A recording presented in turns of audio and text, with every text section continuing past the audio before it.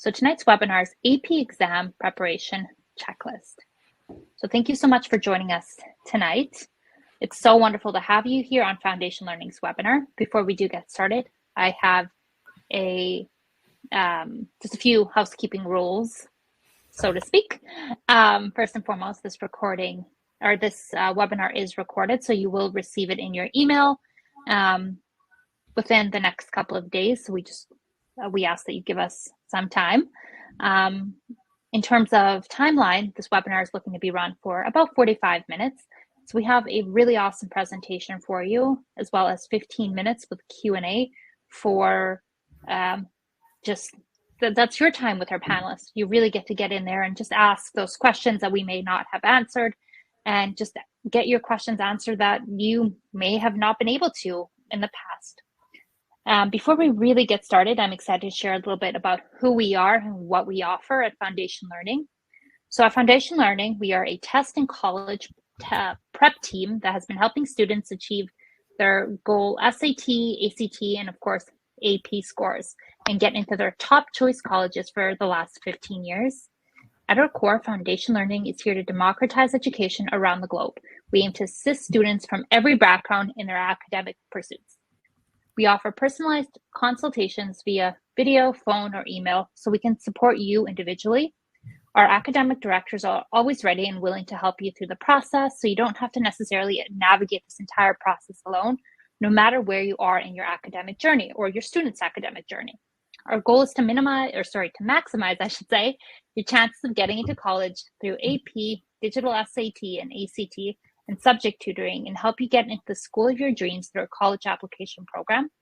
Your personal admissions counselor will support you through the entire college application process, from our college candidacy development program to our end-to-end application support. So whether you're in third grade, high school, college, looking for credits, we are here to help you.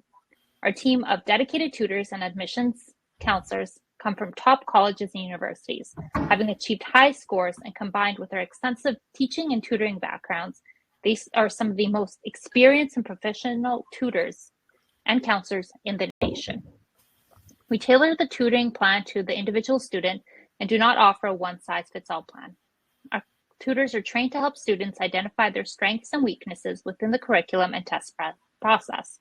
We use this information to create a custom study and learning plan that focuses on strengthening and weakness and identifying the weaknesses. Our tutoring programs are rooted in a 5-module process designed to help students understanding of the exam's content, structure, and length. Our college prep and readiness program offers comprehensive counseling, including direct communication with admissions officers, early candidacy development, resume building, class scheduling, and assistance with securing summer programs and internships. Our counselors are not only here to help create the perfect applicant, but the perfect application. Our counselors provide guidance on major selection, creating a balanced school list, obtaining letters of recommendation, and securing scholarships with effective methods. We also help craft the perfect essay, which pulls out the best aspect in each of our students through brainstorming, frameworking, and editing. This goes from the personal statement. We also help with supplemental and merit scholarship essays. No matter the essay, we offer an unlimited number of edits to ensure perfection each time. Our goal is to make sure each student is confident in themselves and their test-taking abilities. We are here as cheerleaders to support our students all the way across the finish line. With that being said, I'd love to turn it over to our wonderful panelists here who will get started. But before I do so, I wanted to go over our agenda. So we'll be discussing AP classes, a quick overview, the AP benefits and considerations, how colleges view AP classes, AP exam scoring, so understanding the grading system, exam preparation and strategy, how to manage stress and anxiety, which every student does feel, optimizing, and of course that Q&A that we did mention. And our two wonderful panelists, so we have Eric here and Marina. I will pass it over to them to introduce themselves and really get to the meat and potatoes of tonight's webinar. Hi everyone, so my name's Eric. I'm a PhD and master's student at the University of Illinois, Chicago. I work in the university's laboratory for quantum theory at the extremes.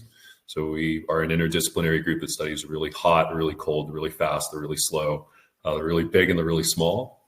And yeah, I'm an admissions counselor for Quad. I have been for several months now.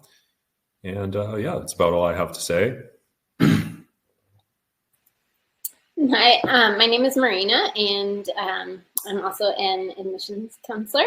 I went to the University of Pennsylvania as an undergraduate and did the business program at the Wharton school there. And then after working for some years, I went back to get my MBA at the University of Chicago and have been very involved in the admissions processes through both schools at UPenn through alumni interviewing at the University of Chicago as part of the student admissions committee. Really enjoy helping students through this exciting process. By evening and weekend and during the day, I work as a researcher.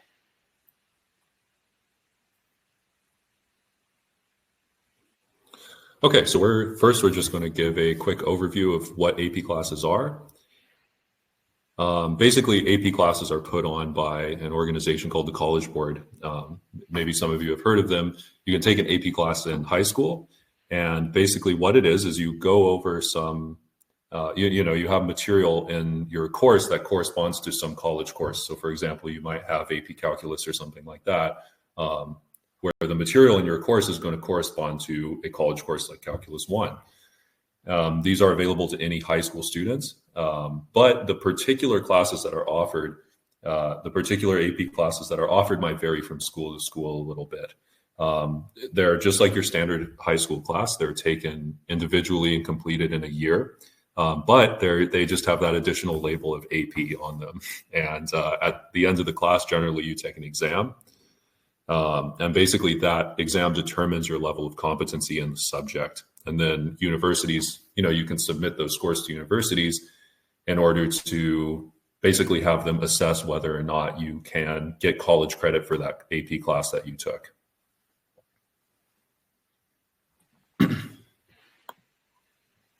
Yeah, so what are some of kind of the benefits as you think about whether or not to explore AP classes? You'll find that as you're going through high school program, you'll probably hear about AP classes. You'll probably also hear about IB.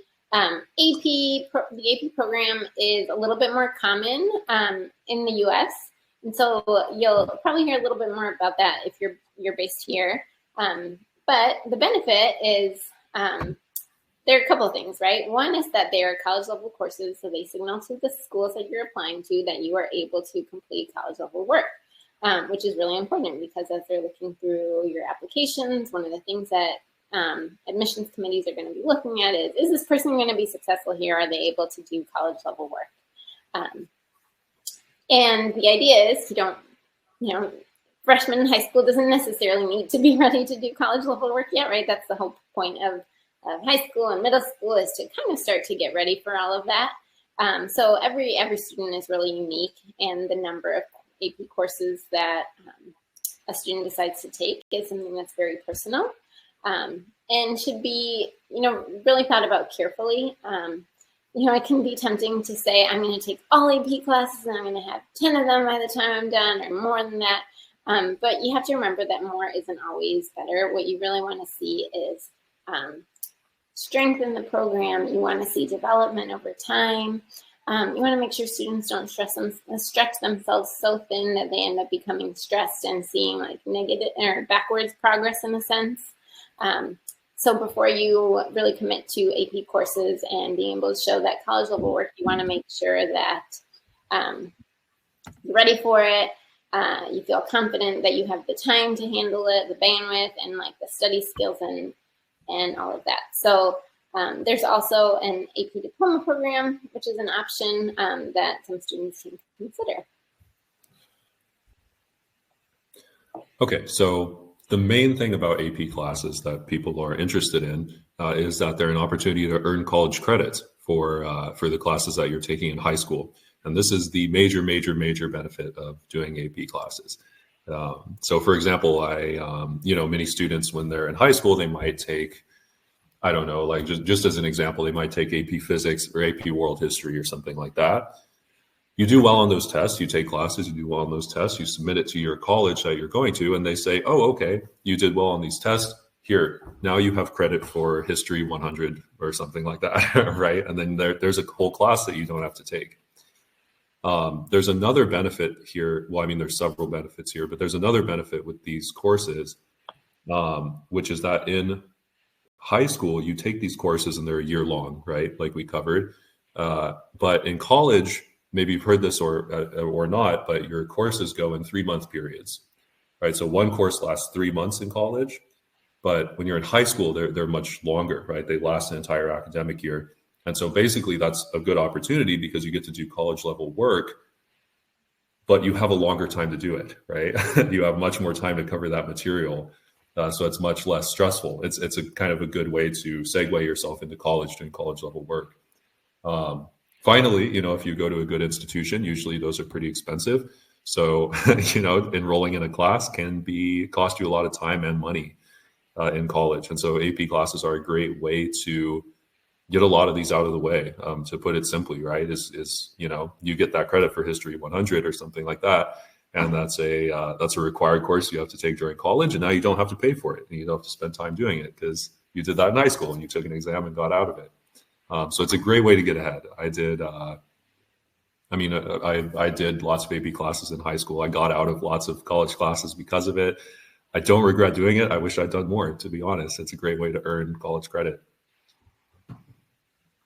Yeah. And just as we kind of transition to the next piece here, another kind of fun benefit is if you do have a good sense of like the types of classes that would be really interesting to you in college, having some credits as you get into college allow you to maybe take some of those classes more quickly, right? Than if you had to take those baselines. As an example, I have a Bachelor of Science in Economics, but I actually never took like a micro or macro course at undergrad because I already had the credit through AP classes, and I was able to move on to like the next thing that was maybe more like intriguing to me because I already had covered those.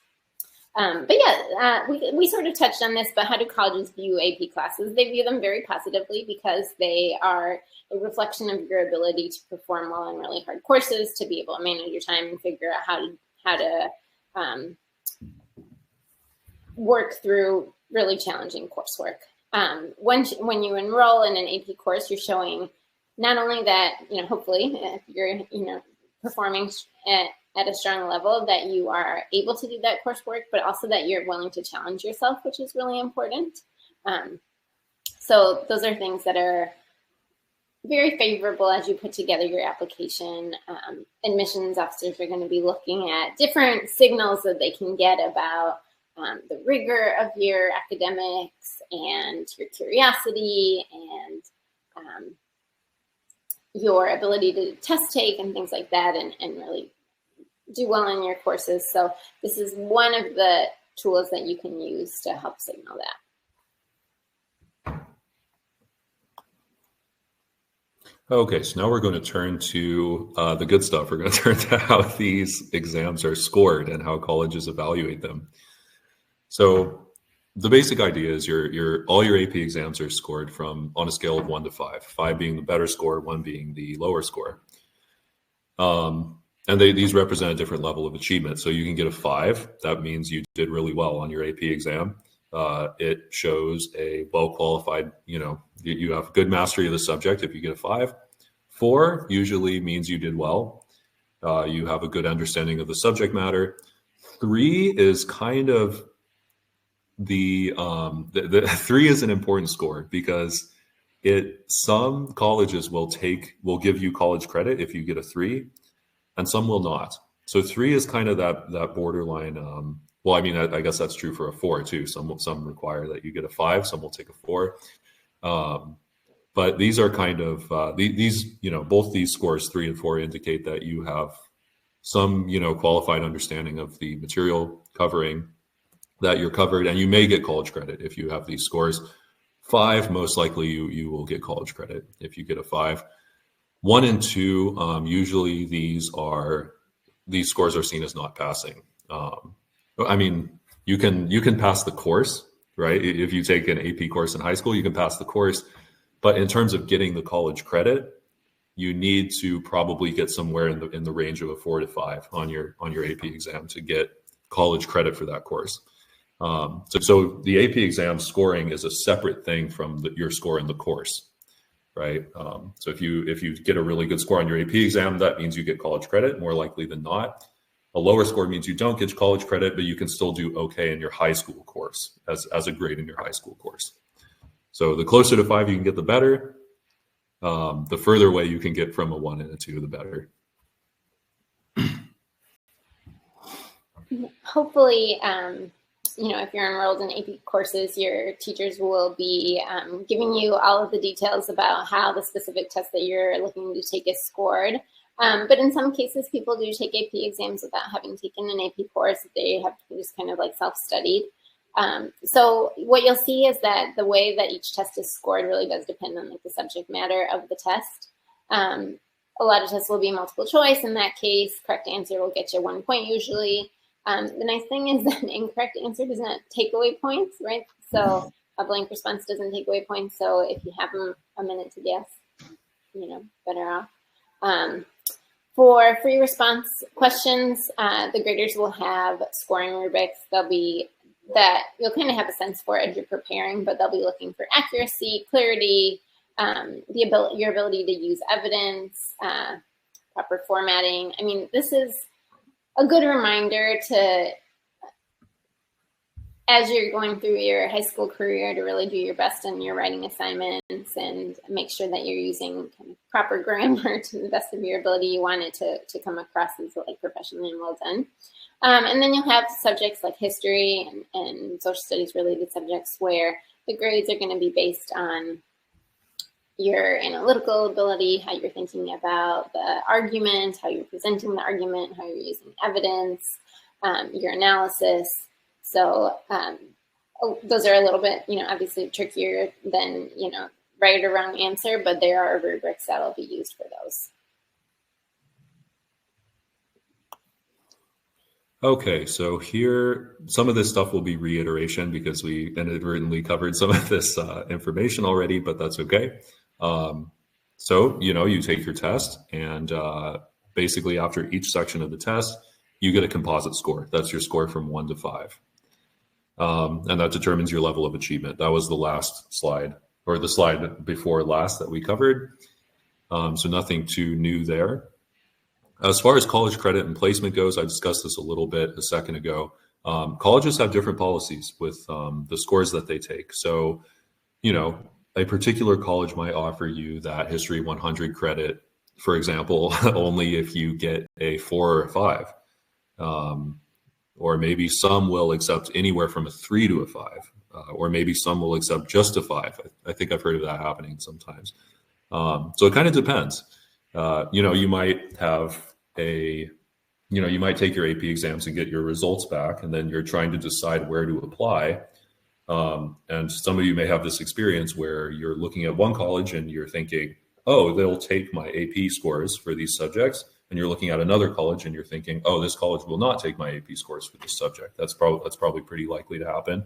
Unless you knock all your AP exams out of the park, then you might not have that conflict there. And yeah, like we talked about earlier, the nice thing about AP scores is you can kind of get right into those advanced courses that you can take in college. I mean, for example, I took, I remember taking AP Calculus 1 and 2 in high school. And then I got into college my freshman year, and I had the chance to take Calc 3. And my, academic advisor was like, oh, you might want to retake Calculus 1 or 2. And I was like, I don't know. I don't want to do that. So I went straight to Calculus 3, and it's a great opportunity, especially if you're competent in those subjects that you took in high school. You can skip over a lot of grief, a lot of stressful exam seasons by doing that. And so that's a great opportunity, provided that you're prepared for it, of course. And I saw there was a comment about how the students are kind of in the middle of AP exams right now. So they do take place in May, which is kind of crazy that we're already in May. But then you get June to like not think about it for a bit. In July, the scores come back, access through the College Board's AP score reporting website. And then students can kind of decide how they're going to handle those in terms of sending them to the schools that they're applying to, especially as that summer process of figuring out, okay, what are the schools on my list that I'm going to choose to apply to in the fall. So perfect timing. Okay, now we're going to look at what your AP exams are going to look like.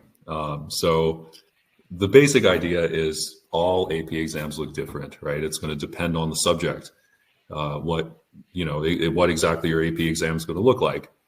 But there are some regular, kinds of questions that you're going to get between subjects. So one of those kinds is multiple choice questions. By now, everyone's been in school long enough to know what these are, I think, but we're all familiar with multiple choice questions. Basically you have a question and you're given multiple options. These are designed to cover lots of material in a relatively fast way, right? Multiple choice questions usually don't take as long as like essay-based questions or free response questions. So a lot of times they're used to kind of cover a whole bunch of material on AP exams. Some have multiple choice questions, some don't. But this is a common type of question you might get. Free response questions are, again, you probably run into questions like these in school. And it's just like it sounds, the response is kind of up to you. You don't choose from multiple options like you do in a multiple choice question. You have to usually write up a short answer or a long answer to a question that they give you. A lot of these are kind of short answer questions. So like in the form of a few sentences or short paragraph, you're kind of expected to provide a concise answer to a prompt or a question. They can also include essays. I think, I remember having to write some essay questions on AP exams. And part of the challenge there is to make something well structured. So they're going to look to see that you're organized in your responses, you're nice and clear, nice and concise, you make a clear point. And then there's some other subjects here like AP Studio Art, AP Music Theory that have performance-based or portfolio components instead of traditional free response questions. This is again just to say that depending on what AP class you take, all of your questions are probably going to look a little bit different. Your tests are going to look a little bit different. So there are some outliers there that won't have traditional free response questions. So if you are taking AP US history, world history, European history, basically any of the histories, any of the history AP classes, US government and politics, you are going to become very familiar with these document-based questions where you're provided with different historical documents, you'll see images, maybe some primary sources, and you're going to be posed with a question or given a prompt and asked to use the sources that you've been provided with to kind of respond to that. And so what you'll be doing is creating an essay and leveraging what you've been provided as evidence, also using your own knowledge of the topic to incorporate into that essay as well. So what I'll say is that the 5-paragraph essay just does not go away. You will use that into like your mid-40s at least, probably. I know in my career, I still sometimes have to use a 5-paragraph essay. Maybe it's not an essay, but a presentation and deck, I still kind of go back to that format of make the point, provide some evidence for the point, sum up the point, provide next steps, or so what. So definitely pay attention when you're learning that in school. The long essay question is going to be similar, but here you'll get a few different essay prompts. They'll each focus on a different time period in history or a specific theme, and you will be asked to develop a solid essay, clear, to the point, using context, using evidence, showing kind of your critical thinking to support your key argument. So again, really making sure that you make a very clear point. These are essays where you're going to want to make that outline or figure out whatever strategy works best for you. But if you are taking those history courses or government and politics, this is something that we'll be very familiar with.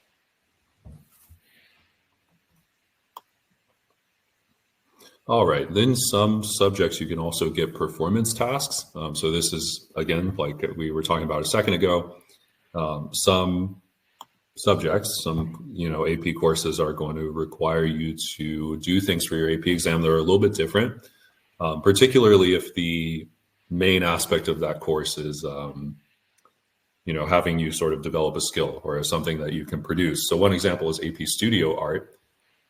Here you might have to submit a portfolio of your artwork, demonstrating your creativity and skills in different artistic mediums. And then, you'll get that and they'll evaluate your work in those mediums, and then they'll determine what your score is. Obviously, this is different from like your classic written free response question, right? Similarly, computer science principles, AP computer science principles, you might have to write a program. Or write up a response about a program or some kind of computing innovation, and this won't look like your standard sort of free response question. Again, this is just to say that there's significant variation in what your AP exams will look like, and so it's hard to say across the board, here's what an exam will look like.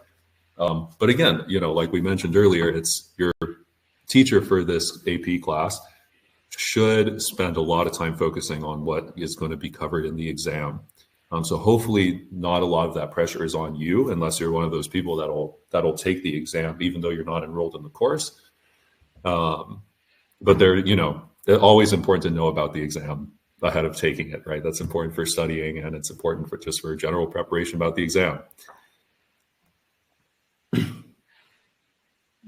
So as you think about that preparation, some tips for how to approach the exam. So this may seem very silly and straightforward, but you need to understand the question. And I think this is a mistake that is made surprisingly often throughout all of school, from first grade and kinder to all the way up through high school, college, etc. But I think you'd be surprised the number of times that people just answer the wrong question, right? You see it in first grade where there are two questions that say 5 + 4 and 7 + 3, and then you get a subtraction one thrown at you, but the student is still thinking in the mindset of addition, and so they add the two numbers together. We think we don't make those mistakes, but we actually do, like, a lot more than we realize. So just be really careful reading the prompt. Make sure that you give it a couple of read-throughs, you underline, you identify if there are different elements of the instructions or different parts to it. Look at what the verbs are that it's using. Is it asking you to compare something? If it's asking you to compare, that means you're going to look into things, right? So just be very clear on what the question is asking before you get going. Don't rush into the answer. And see if the problem is something, or the problem or essay or whatnot is something that can be broken down into smaller tasks and smaller problems that you can address without feeling overwhelmed. Another issue is timing, right? So again, just like in first grade when you're giving your first kind of timed math tests, you just want to kind of practice that timing.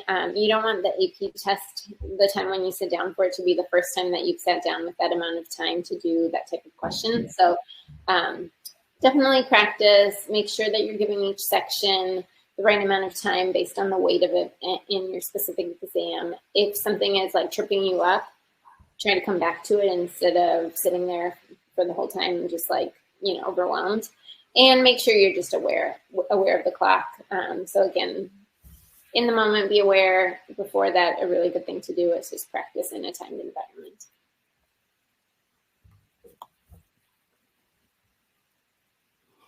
Okay, efficient studying techniques. So there's many things to say about efficient ways to study. I've been in school for a long time, and I've had to kind of slowly learn what's effective for me. To be honest, I'm still learning what's effective for me in terms of studying techniques. But here's a couple things that will, be good studying techniques just across the board for everybody. You want to start a while in advance if you can. You want to create a schedule that, what you don't want is to cram everything in, try to cram everything in the night before. I know you're probably fed this message a lot, but it makes a huge, huge difference. If you can set aside time in the week, just maybe even just like 2 or 3 hours or something on the weekend, or even less than that, like 1 or 2 hours on the weekend, just to look at old AP exam questions, for example, and figure out how to do them, even if you're only midway through the course. Just things like that will have enormous benefit. Summarizing the material, teaching other people the material, working with other people in your class, looking at questions together, old AP exam questions together with people in your class or with your teacher. These all have huge, huge benefits. If you can make a habit out of doing that ahead of time, then it'll really do you well for these exams. Effective note-taking and studying methods. Basically, there are a lot of tricks. There's maybe some of you have heard of these different tricks like mind mapping or Cornell notes to organize different information you get in classes. Basically, you can read over your notes, and some people benefit from doing this, as they'll kind of make visual maps or bubbles of how information or techniques are organized in your class, and then that kind of helps you structure all the information together in your brain so that you can remember it. Again, we're talking broadly about AP exams here, so it's hard to give specific detailed advice because these exams are going to be so different. But in general, you want to make sure you take good notes, thorough notes in class. You write as many things down as you can or that you think are important, and then you review them. Review them later and use them when you're answering questions or solving problems, whatever the exam might be. And I'll just add to that, I think one thing that's really important for us to realize when we're going through these time periods in our lives where we have to do a lot of studying is that not every study method works for every student. And if you know that you are a procrastinator and you need to sprint to the finish, and you are not a marathoner and you cannot do 20 minutes every day for 6 months, then that's okay. Embrace that. Just don't leave the sprint piece for the 1 week before the AP exam. Maybe plan your sprint a little bit earlier. Plan your sprint a couple months ahead or a month ahead so that you can get it done. And then if you feel like you're not ready, you still have another opportunity to do one last sprint. And just be really cognizant of what works for you, because there are some students that I have found that they could take notes for hours and hours, but none of that will actually enter into their minds because note taking is not something that works for them. And that's okay. You just have to be cognizant of that and figure out what does work for you so that you're using your time wisely, essentially. And I want to 100% reiterate the point about taking notes in class, and whether it's notes or something else, the more you pay attention in class, and this is one of my biggest regrets from certain classes, the more you pay attention and are an active participant in your classes, the easier this will be. You're already there. Take the time to engage in your class. Raise your hand, even if you're shy. This is me. I was oh, I'm not gonna raise my hand, especially in high school. Raise your hand, participate, listen, ask questions. Your exams will be so much easier for having spent that time wisely. I don't know. I just wish I could tell my 17-year-old self that. But in terms of the exam, answering multiple choice questions for your response, process of elimination, y'all know this. If you're not sure, eliminate the things that you know are not right. Take a guess. You're not going to get points taken away if you guess incorrectly. For your response, make an outline, know what you're going to say before you start using valuable time to actually write up the sentences. Make sure you've got your point, your evidence, etc. And do always have that evidence, those examples. You don't want your essay to have just one piece of evidence or one example. You really want to make sure that any point that you're making is supported by thoughtful piece of evidence. And then in terms of using your time wisely, again, prioritize questions. The way that you prioritize can be based on things that come easily to you that you know are strengths, and also the point value of those questions. And you don't want to make mistakes that you feel bad about later. So be careful, check your work if you can, read back over things if you can, just make sure you're not missing a key verb or something like that. Okay, managing stress and anxiety. Here's what we're going to cover next. Okay, so look, so, you know, many high school students that we work with understandably have this kind of hesitancy when they're approaching AP courses or AP exams, because it's kind of, it can be a little bit scary, right? It's kind of the next step, or it's seen as kind of the next step. Oh, do I want, you know, do college level courses or take college level material when I'm in high school? Like, how am I going to do? What if I blow my grades? You know, like a lot of students have these worries. And of course, the exam itself can be scary, right? So a few, you know, if you can kind of learn some ways to help manage your anxiety before the exam and during the exam, then those will work well for you.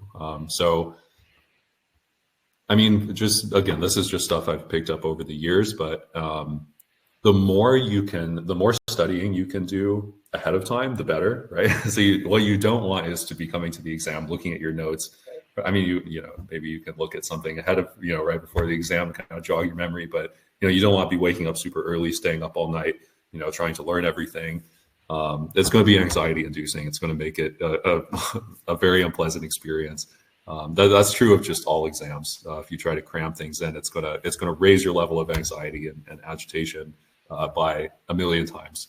So a great thing to do is prepare in advance. But that's kind of how I help my anxiety during test taking seasons. And then during the test, sometimes it helps to kind of develop these techniques like deep breathing. If you notice that you're really agitated or really anxious during the exam, take a couple deep breaths, you know, 10 seconds taking a deep breath, or, you know, trying to recenter your attention or something like that should not ruin your exam, right? It'll probably help you. It'll help you stay more focused. The other thing too, this is the other bullet point on here too, and this is true for preparation for the exam, and it's true week of the exam. The classics: sleep regularly and enough, eat healthy, and, you know, drink enough water, exercise. These things are what's going to make you do well in school. And that, not just on the AP exam, but, you know, as you go to college and possibly after you go to college. You know, sometimes you get people in high school, you know, and it's kind of like, well, I stayed up till 2 a.m., you know, studying for this exam. And then, you know, the other friend's like, well, I stayed up till 3 studying for this exam. I'm telling you, if you take that strategy into college, it just doesn't work well. Okay. It's like people do it into college, that there's this weird culture around it. I'm telling you right now, it doesn't work. It's the classic way to do well in courses is to make yourself a schedule, prioritize sleep, prioritize food, prioritize exercise, things like that. That's what's going to make you a good student. Sorry to go on a little bit of a ramble, but it's very, very important for both AP exams and your future in college. So yeah, that also covers the third bullet point there. Is you want to make sure you have a balance, you know, and that's, if you live a more balanced lifestyle, then also you're going to have to prepare more in advance, right? Because then you can't cram as much, right? You're spending time doing things like exercising, on hobbies. So you're going to have to start studying ahead of time. I promise you it works out way better for everybody if you do that. I'm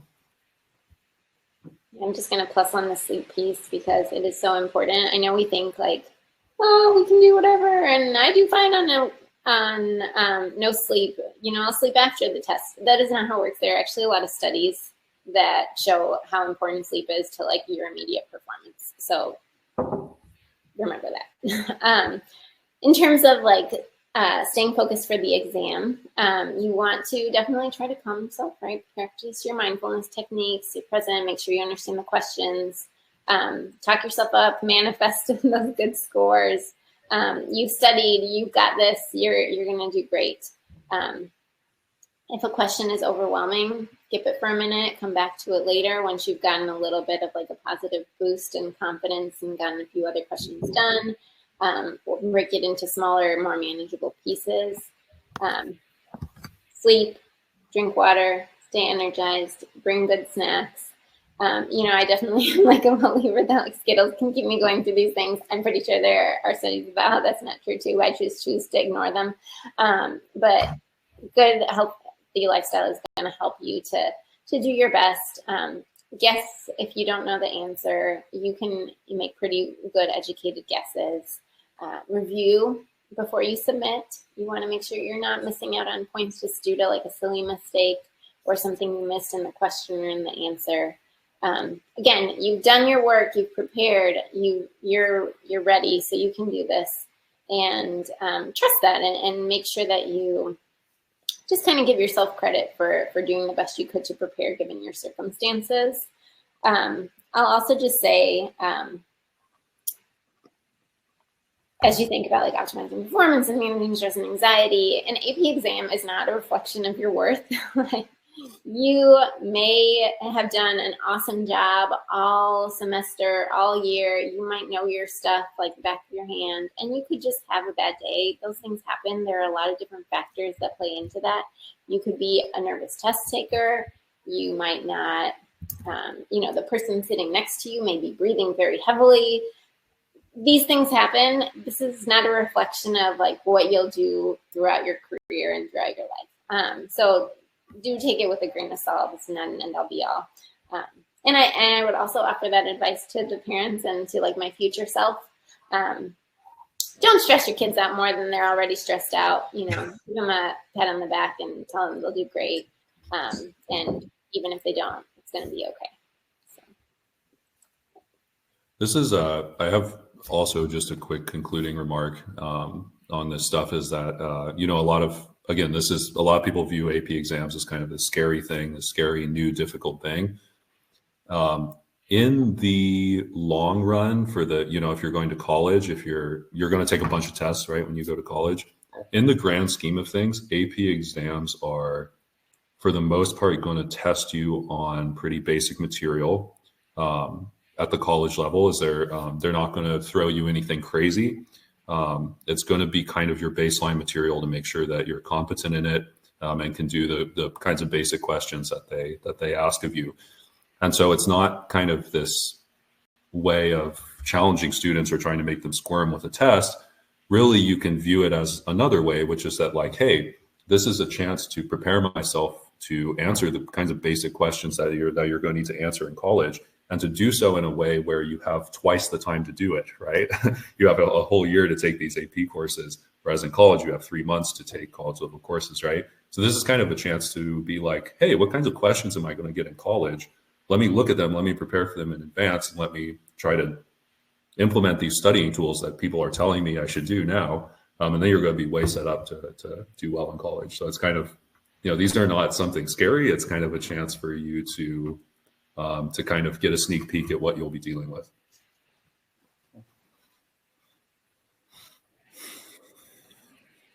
Fantastic. So this actually brings us to our question and answer period.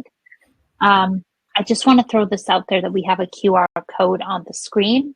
Our team across the board is always ready and willing to and happy to meet with you for a free consultation and sort of answer any sort of specific questions you may have. Whether you're a parent or you're a student, we welcome you to grab your phones and scan this QR code and book a one-on-one consultation. But with that being said, we do have a couple of questions. And of course, I want to be mindful of everybody's time. So our first FAQ is, do AP classes boost your GPA? I can take that one. I think it depends. Like your weighted GPA potentially, depending on how your school assigns, GPA points for different types of classes. A lot of times you'll see like high level courses at schools, whether those are AP or AB or just like a higher level, whatever your particular school would refer to it as, gives you like the potential to earn above a 4. So in that case, yes, it can boost your weighted GPA. Yeah, I think when I went to high school, mine were like, I think sometimes you'll get a shift up in what an A will get you GPA wise. Like I think for me it was like a 4.5 or something. Like if you get an A in your AP class, you get 4.5 or something like that. But it definitely depends on the country that you're going to, for sure. And within the country, it depends on the high school you're going to. But you should be able to ask like your counselor, academic counselor, something like that, and they should be able to give you a definitive answer for your school. But they definitely can. Definitely look into it. Yeah, absolutely. I think I remember when I took my AP classes many moons ago, that was the case. And granted, I went to high school in Canada, so um, I definitely did.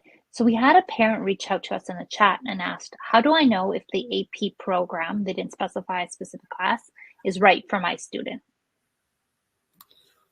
Oh, that's a good question. If the AP program is right for your students, well, there's a couple ways to kind of figure out ahead of time what you're in for if you if you take an AP class. Um, I think probably the most straightforward way is to go to the College Board website. The College Board website it should have information about all the AP classes on there, so you can kind of see what's covered in the class. You should be able to look at a curriculum for something like AP Computer Science or whatever class in question is. I think, yeah, I mean, there's a lot of ways to approach that question. If you are concerned about whether your student will perform well in these classes or whether your student will tolerate these classes. Generally, there's a kind of a correspondence between honors classes and AP classes. If your student is okay doing honors classes, probably they're okay doing AP classes too, just broadly speaking. Yeah, that's I'll think about that more, but I mean, do you have anything to add there or? I can add that there are a couple of other resources that are very helpful.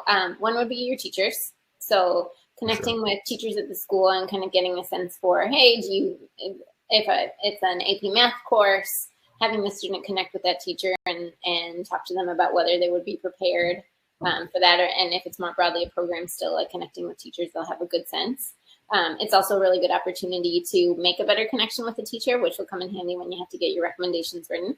And then the other piece that I really suggest is find your local, neighborhood Facebook parent group, parents of teens in XYZ neighborhood or parents of high school students in XYZ neighborhood. They exist everywhere.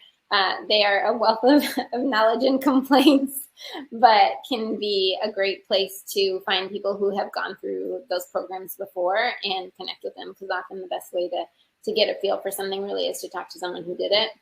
So highly recommend taking a look for those. Just at your school too. I mean, if you know other students and, like if you're a sophomore, for instance, and a junior or a senior who's taken the same AP course, that's really the best way to do it is, you figure out, oh, I did fine in geometry. I kind of struggled in pre-calc, this high school course, but I did well on the AP exam. Maybe you can use that to determine, oh, this student is kind of like me. They might have the same kind of strengths as me. And they did fine on it, so I'll give it a shot too. That's kind of a good way to figure out if it's right for you or your child or your student or something like that. And I'd also say, be aware of withdrawal dates. Every school kind of handles this differently. Be aware of withdrawal dates and what a withdrawal looks like on a transcript. Every school, I think, kind of handles it a little bit differently. But sometimes schools have a period of time in which you could kind of withdraw without it being noted. So that's something to just be conscious of as well. Fantastic. So we had somebody else ask us in the chat, and this is in regards to the grading system. Is there a 4.5?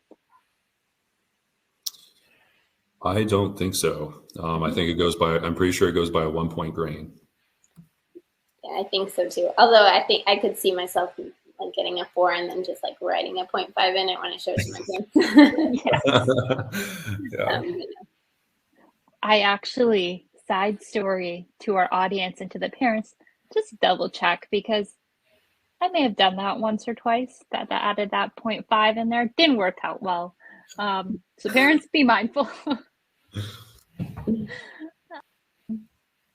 Awesome. So I'm going to give our audience another minute to just ask their questions. I think in the meantime, thank you to both of you, Marina, Eric. Thank you for being on tonight's webinar. Thank you for just the vast amount of knowledge for of course, myself, every time we do this, I learn something new. And I hope our audience found the same amount of value in that. So thank you very much. I'll do a brief. For having us.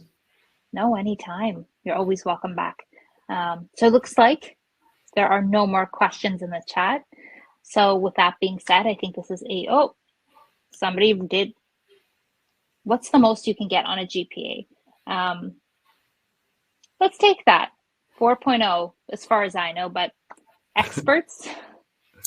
I think this depends. Well, 4.0 for your unweighted GPA, I think. Yes. Correct, and consistent across all schools. Well, at least in the U.S. and hopefully Canada to get us.